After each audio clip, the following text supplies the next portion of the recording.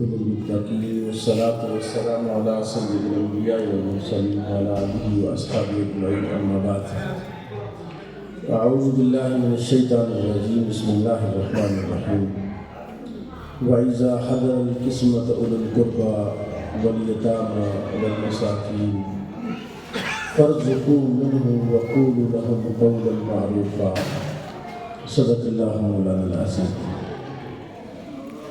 پیر سید اعجاز شاہ صاحب شرازی دامت برکات العالیہ جن کے احسان ثواب کے لیے ہم سب یہاں جمع ہیں، میرا ان کا بڑا درینہ اور قریبی تعلق تھا کہ ان کے ساتھ زیادہ میرے کلاس فیلو ہیں، تو بڑی محبت تھی اور بڑی بے ضرر سی شخصیت تھے.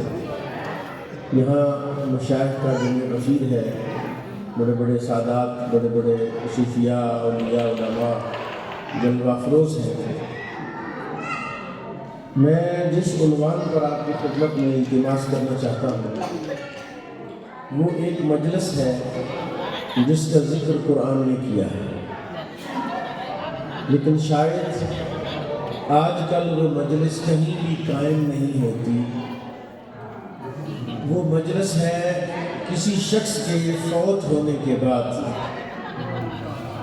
اس کی جائیداد کی تقسیم کی مجلس. قرآن کہتا ہے وَإِذَا حَضَرَ الْقِسْمَةَ، جب تقسیم حاضر کی جائے اور جب تقسیم کا موقع آئے، عزیز رشتہ دار ورثاء بیٹھے ہوں. یہ آیت منسوخ الحکم ہے جس میں اللہ نے فرمایا وَإِذَا حَضَرَ الْقِسْمَةَ أُولُو الْقُرْبَىٰ وَالْيَتَامَىٰ وَالْمَسَاكِينَ فَارْزُقُوهُم مِّنْهُ. جب تقسیم کرنے کے لیے بیٹھو، رشتہ دار آ جائیں، یتیم آ جائیں، مسکین آ جائیں، تو فَارْزُقُوهُم مِّنْهُ، ان کو کھلاؤ. وَقُولُوا لَهُمْ قَوْلًا مَّعْرُوفًا، ان سے نرم بات کرو، بھلی بات کرو. اس آیت میں جو لفظ ہمارے لیے موضوع بحث ہے وہ ہے مجلس تقسیم وراثت. میں پڑھ رہا تھا اس عنوان پر ایک تحریر، انہوں نے لکھا کہ ہمارے اسلاف میں سے کوئی بزرگ کسی اللہ والے کی عیادت کے لیے تشریف لے گئے جو قریب المرگ تھے. اس دوران کے وہ عیادت کر رہے تھے اور وہ فوت ہو گئے. ان کا جب انتقال ہوا تو ایک دیا جل رہا تھا، جو مرحوم کے سرانے پر ایک دیا پڑا تھا جس میں تیل تھا یا موم تھی یا کچھ چیز تھی.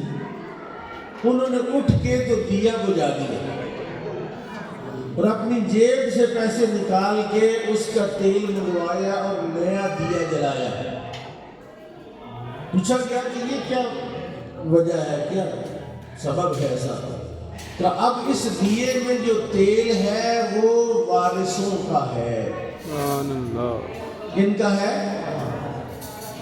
آواز تھوڑی ہے صرف میرے جو اسٹیج کے حضرات ہیں، یعنی وہ دیا اس کے اندر جو تیل ہے اب اس کی ملکیت تھا جو فوت ہو گئے. اب اس کی وراثت میں سے تجہیز و تکفین کے لیے پیسے خرچ کیے جا سکتے ہیں.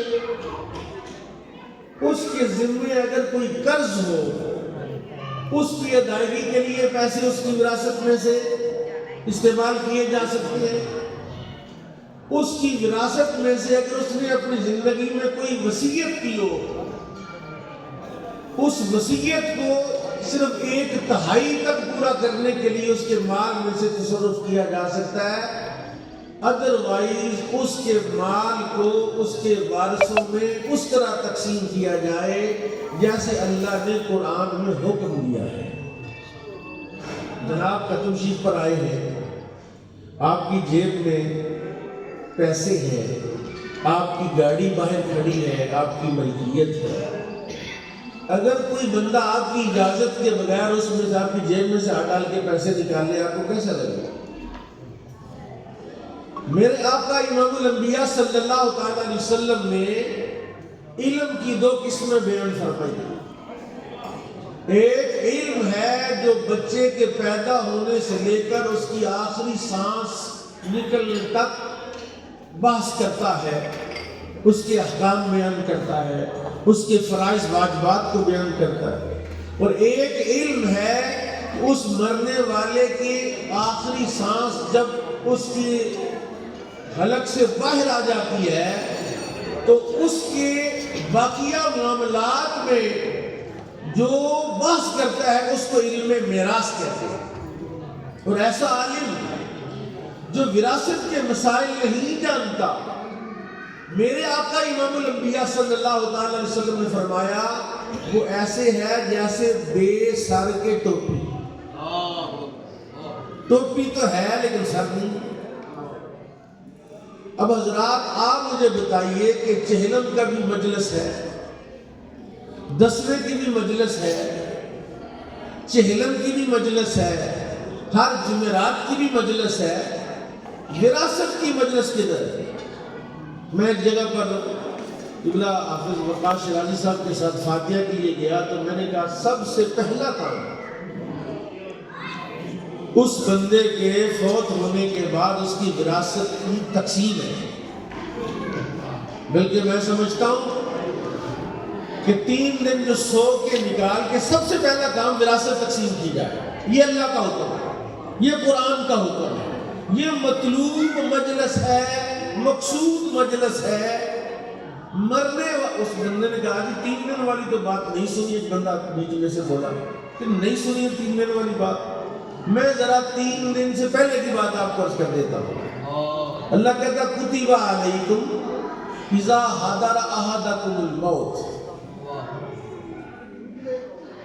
ان خیر ان ترک خیرا الوصیۃ للوالدین والاقربین.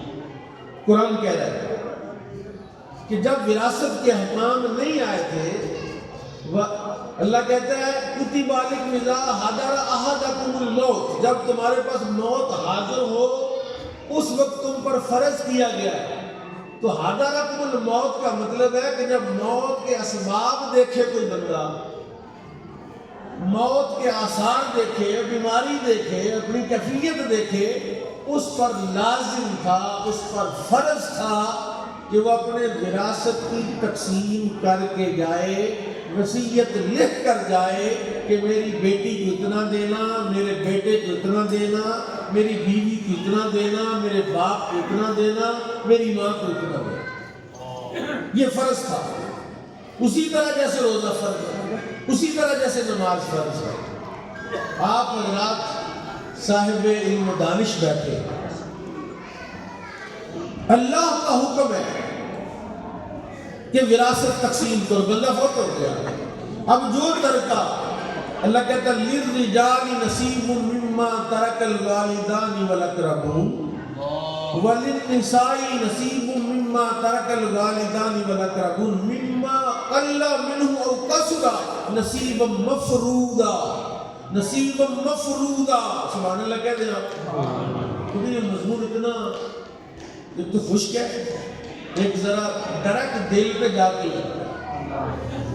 ڈائریکٹ کہ کون اس کی زد میں آیا کہ بابا جی جب فوت ہوئے قل شریف کے چڑھے بھی اسی کی وراثت سے آئے.